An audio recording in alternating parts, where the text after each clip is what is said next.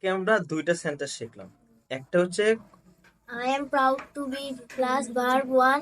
I am proud to be plus noun.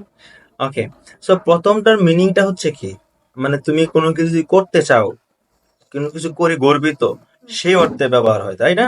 তো সেটা নিয়ে একটা example. I am proud to be Kaaba Sharif water green. এটা আমরা এভাবে বলতে পারি, I am proud to go Kaaba Sharif, মানে আমি কাবা শরীফে গিয়ে বা যে গর্বিত। মানে প্রথমটা হচ্ছে I am proud two plus bar one, I am proud two plus bar one. যেমন ধরো আমি কোরআন পড়ে গর্বিত, I am proud to read কোরআন, হলি কোরআন। অর্থাৎ কোনো কিছু করে গর্বিত অর্থে এই টাকচাটা ব্যবহার হবে। আর একটা হচ্ছে কি, I am proud to be a একটা নাম বললে হবে, doctor. ডক্টর। আমি ডাক্তার হয়ে কি করলাম, গর্বিত। অর্থাৎ I am proud to be a teacher, আমি টিচার হয়ে গর্বিত। আমি যদি বলি আমি ডান্সার হয়ে গর্বিত,